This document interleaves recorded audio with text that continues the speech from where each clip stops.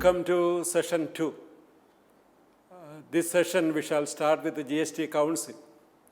And GST Council, before I begin with, I think you might have read decision taken by GST Council 2 weeks back. They assemble together and take decisions. GST Council increased the percentage of tax on parota. Do you know what is the percentage? Increased from 5% to 18%.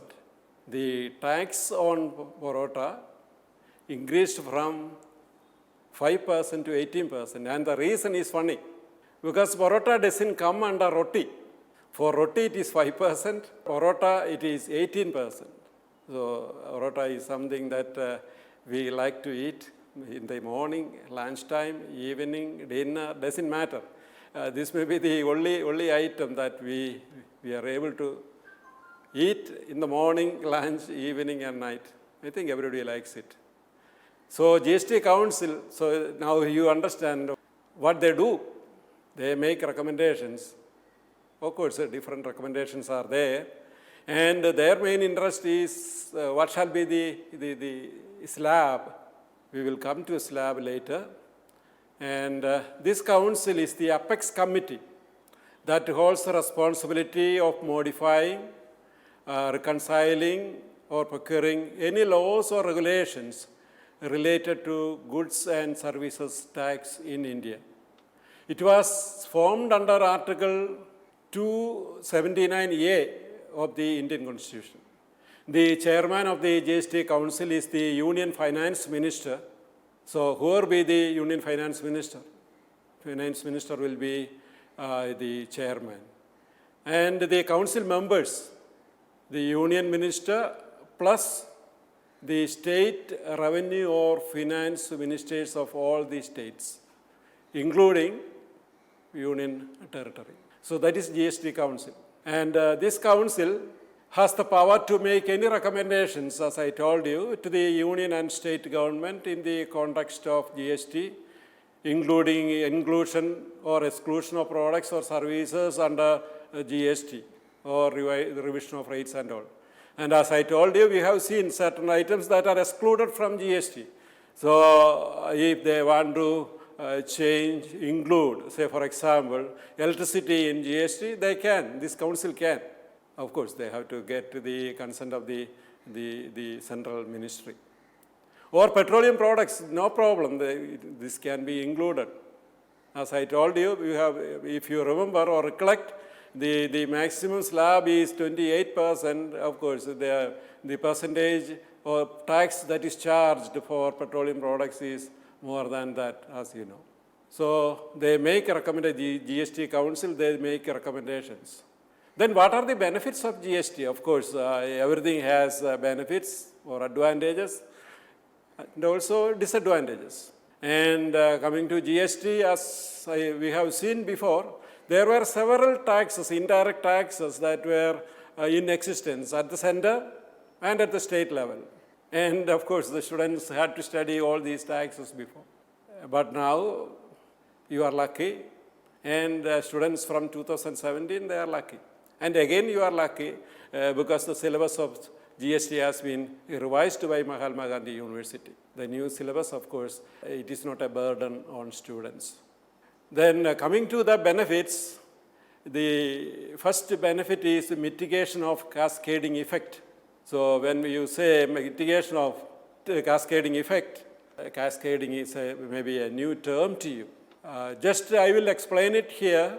Later on, we will see cascading effect, and in detail, I will tell you. So cascading here means tax on tax, tax on tax. Say, for example, a manufacturer purchases products and he pays tax and sells it to, say, for example, A sells to B. When A sells to B, cost is there, cost of production is there, service charges are there, his profit is there, and it is sold at profits. Say the product is sold at ₹1,000 and B buys it. So this 1,000 is inclusive of, as I told you, the cost plus profit, and it includes tax as well. This 1,000 includes tax as well. when B sells to C 1000 plus, say for example, he charges 10% profit, it becomes 1100. So tax is charged on 1100. So in 1000, tax element is there, and if, say for example, the tax element in 1000 is 100, 10% of 100 is 10. So this 10% is tax on tax. So 100 rupees tax on this product which is sold at rupees 1000. Then 10% of 100 is 10. And when B sells it to C, on this 10% tax, again tax is levied. So 10% of 10 is 1. So this rupees 1 is the cascading effect. We will see it later in detail. So one of the intention behind throwing away all the taxes was to get rid of this cascading effect. So tax on tax. Then abolition of multiple layers of taxation. Say before, of course you might not be knowing what was happening before, but as we have seen at the center, there was, say for example, central excise duty, central service tax, at the state level sales tax, luxury tax. You might have heard of VAT, value added tax. All these taxes were there. So when the product moves, say for example, from Delhi to Kerala, it passes through different states. And at the entry of each state, checkposts are there. Always you read in a newspaper, checkpost. So in this checkpost, when they enter, they have to pay tax. So at each state, they have to pay tax based on the tax system existing there. At the central level, different taxes were there, and all these taxes were levied on the products. So to avoid or to abolish these multiple layers of taxation, what the government did, everything was brought under GST. So only one tax, one nation, one tax. This slogan you might have heard. At the time of introducing GST, that was the slogan, and with this slogan, the campaign was conducted. One nation, one tax. Then resourceful administration by government. As you know, there were several taxes. It was very difficult to find what is the tax payable. It was a complicated task. Under GST, it is an integrated tax. Integrated tax. So very simple. There's only one system. All the taxation laws and rules come under GST Act. We have seen the different acts that are applicable. And hence, it is easy for the government to monitor. It is easy for the department to monitor. It is easy for those who calculate, these business people, those who are doing business, it is easy for them also to calculate what is their tax liability, rather than going to and forth. What tax is to be paid, which all taxes are to be paid, and what is tax under excise duty, what is the tax under customs duty, what is the tax under Central Sales Tax Act, and what is the tax under State Sales Tax Act. So all these have been taken away. And again, another very big advantage. When the goods move from one way, especially in the case of Kerala, we are a consumer state. We buy goods from outside. Goods come from Delhi. Goods come from Mumbai. Goods come from Calcutta. Any Hyderabad, from any state. When goods move from one state to another state, they have to get clearance from each state. Now that problem is over. The goods can be brought from any place to, say for example, to Kerala, no problem. Or we can send goods from here to any state outside Kerala, no problem. Because all the laws come under GST. And as we have seen before, GST is a destination-based tax. Destination-based tax. Do you remember what is destination-based tax? Destination-based tax means tax is paid by the one who consumes. So consumer pays tax. So if the consumer is in the state of Karnataka, tax is collected from there. If the the product is consumed in Delhi, tax is collected from Delhi. So that is what is meant by destination-based tax. So what is the advantage of it? Free movement, easy movement, free movement of goods from one state to another state, because we don't have to be worried about the check post and all. The only thing is that the invoice should be there and the GST bill is to be there. So if the GST bill is there, that is fine. Goods can be brought from any place and also we can send to any place. And also within the state, of course, within the state. Within the state also the goods move, so the consumers, say for example, the goods are sent from, say, from Kottayam to Kozhikode. Okay, if the consumers are at Kozhikode, the destination is Kozhikode, so tax is collected from Kozhikode, those who buy it. So enhanced movement of the goods. Then I told you one nation, one market. Creation of a common national market. Of course, that's a good advantage, no? We are one nation and one tax. Whether the benefits of it has been given to the consumers or not, that is a different question. Of course, when we come to demerits, I will tell you about it.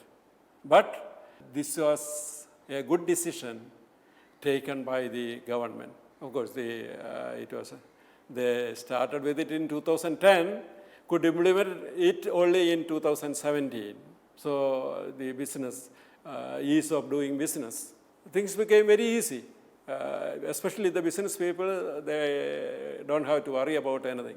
And as I told you, of course, they don't have to worry about tax as well. Why? Can you recollect? Why they don't have to worry about anything? Because it is destination-based tax and the tax is paid by the consumers. What they do is they just collect tax and pay to the government. So, of course, that ease is there. Then another advantage is regulation of the unorganized sector under GST, unorganized sector. Because of the numerous laws that were existing in India, it was very difficult to bring this unorganized sector under GST. So by the enactment of GST, what the government did is that all those who do business, big or small, of course, or those who are doing small business, they are given different options which we will come to see with the composition tax. Let us see later on what it is. But the unorganized sector could be brought together under GST. That means now almost all are paying tax. Before it was not the situation. Many were not paying tax. That means the majority of the business people were not paying tax and now they are paying tax because, do you know why? Because whenever we make a purchase, the bill is to be given to us, we pay tax, tax is collected from us, and this is paid to the government. Before we were not getting bill, no? Now we are getting bill. Because otherwise, if they don't give bill, then of course the amount will not be paid to government. If it's not paid to government, then the deduction and all that they have to get business people, the tax paid, of course they will get it back, they will not get it back. So now actually it is billed. So this helped to bring the unorganized sector under GST. Then reduction of litigation. You know what is meant by litigation. Of course, people file case. So if you don't want to pay tax, what you do? You just file case, and of course cases. This is civil case, and it will go for years, 5, 10, 12 years. But if now somebody goes under GST, so goes for litigation, of course the benefits that they need to get under GST, they will not get. So business people usually they don't go for litigation. So that is another advantage or benefit. Then tackling corruption and tax leakages. There is that online network portal is there. Business people, they can directly register the returns and make payments without having to interact with the tax authority. So it is very easy. Just open the portal, say what is your turnover, and pay the tax. So you don't have to directly go to tax office and get this one auditor directly. So that online facility is there. So with this online facility, it is easy for you to file, the business people, of course, business people to file the return. Tackling corruption means, I don't know whether you know about the situation that was existing before. The business people, they go to the sales tax office, take their papers with them, and they negotiate and fix the amount, what the amount they require. Not the government, but the officers, and they fix the amount to be paid to the government. Such fixation is no more there. That's over. So that is about the merits. Anything that has merit or advantage, it is having demerits as well. So demerits, of course, what are the demerits of GST? The GST, as I told you, this can be, the return can be filed online. Of course, this is to be filed every month. Whatever tax is there, that is to be paid every month. That means the IT facility or IT infrastructure is to be used. And since it is IT driven, how many knows computer? Of course, you know, because you are of this generation. People like, say for example, people like me, we won't reach to that level. So that is the biggest hurdle. Of course, that's the place where you can find a job.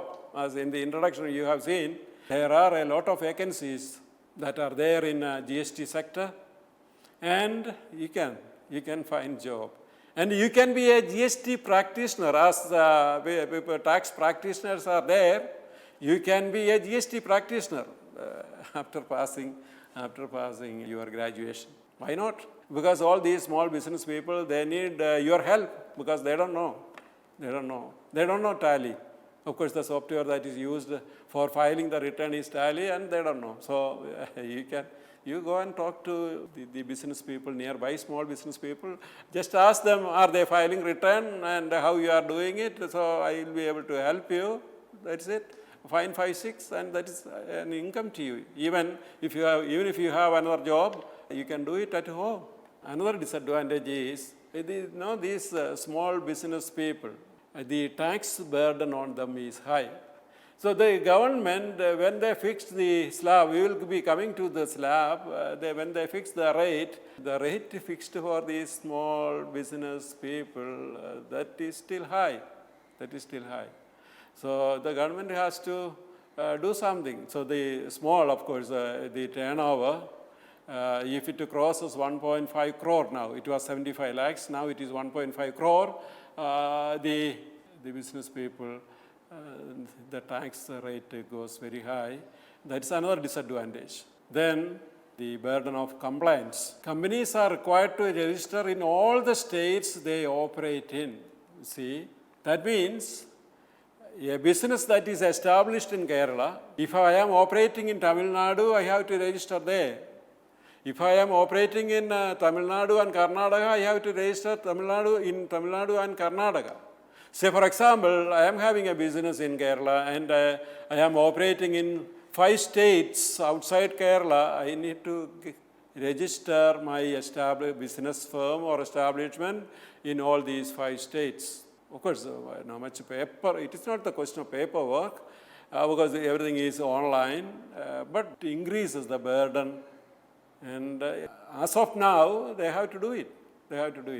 Then another demerit I told you before, why petroleum products are kept outside GST slab.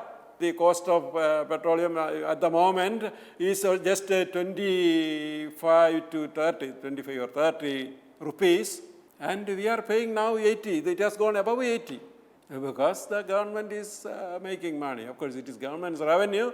Whether they are considering the people, I don't know.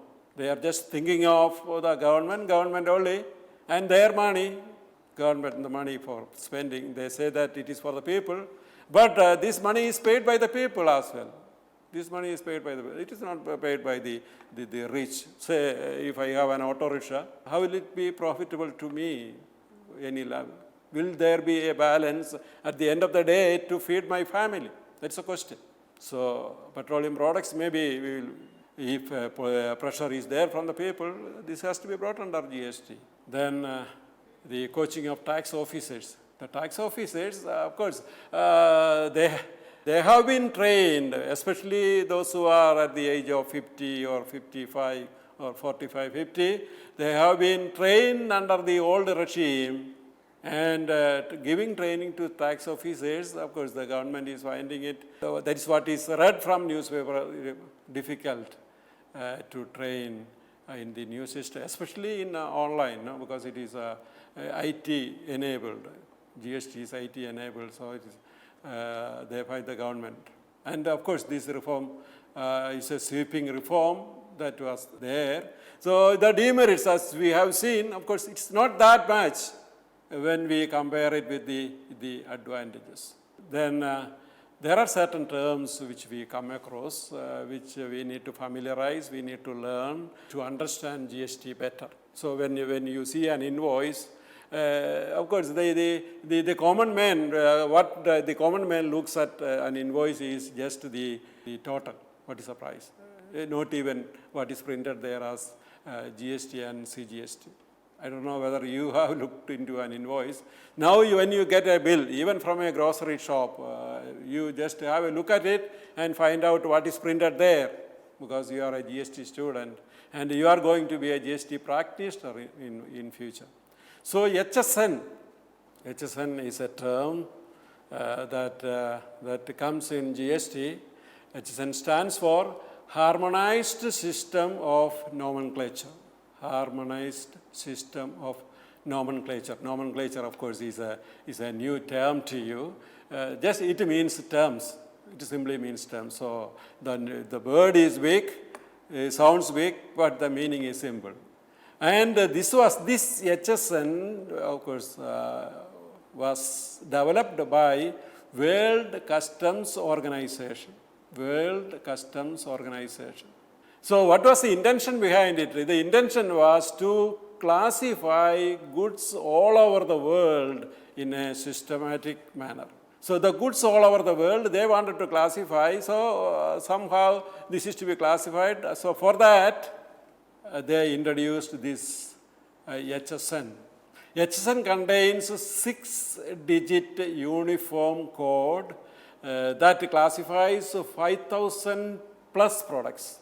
So what is HSN? 6-digit uniform code that classifies 5,000 plus products. And this is accepted worldwide, because this is developed by World Customs Organization and this is accepted worldwide. The first 2 digits represents the HSN code of chapter. HSN code chapter, first 2 digits. The heading of the goods is represented in the 3rd and 4th digit of HSN code, the heading. So chapter, first 2, then heading in the 3rd and 4th, so now 4. Then the subheading of the products is described in the 5th and 6th digit. So 2, 2, 2, 6 digits, the first 2, second 2, third 2. First 4, chapter, second, that is 3rd and 4th 4, heading of the goods, then the 5th and 6th, the subheading. This is adopted in over 200 countries. And 98% of all the goods produced and traded in comes under HSN code. So now you can understand the importance of HSN code. 98% of all goods produced and traded in. But don't think that this is something new to India, because India has been using HSN system in central excise and customs regime. So India has been using it in central excise and customs, and hence this HSN code is not something new to India. There is another term just like HSN, that is called SAC, Service Accounting Code. Service Accounting Code. That is similar to the international HSN codes, India adopted SAC. So it is SAC is Indian, Service Accounting Code. GST, as we have seen, subsumes the service tax, which covers all kinds of services at a national rate of 15%, apart from other rates in some cases. So since GST, as we have seen, is a combination of goods and services tax or both, And equal classification for services was also required. So SAC will remain the same under the GST regime. And the accounting code of SAC, of course, this is given in the slide. You don't have to study everything. You don't have to by heart everything. Just only have a look, have an understanding. And when you write for the examination, it is good that you just put some examples from it. SAC. Another term that we come across is GSTN. GSTN, Goods and Services Tax Network. Goods and Services Tax Network. As we have seen before, it is IT enabled. So, Goods and Services Tax Network means the network that is used for GST. And what you need to understand is that it is more than just a term. It is a company. GSTN was introduced as a private company in 2013. And at that time, the Companies Act that was existing was the Companies Act 1956. Of course, when you studied corporate law, of course, the Companies Act that is existing now is not that. This is the previous act, Companies Act 1956. And this GSTN was registered as a private company in 2013 under section 25 of the Companies Act 1956. Then what for? To provide front-end services of registration, returns to taxpayers and payment. So it was to facilitate that this company was registered as a private company in 2013 to facilitate GST. As I told you, the process started early, though only introduced in 2017. Of course, our hurdles were there. This had to be passed in the parliament, and finally they got it passed in 2017 March and enacted in July 2017. And the company, to help the process of registering with GST, was registered in 2013. So, Goods and Services Tax Network, network for.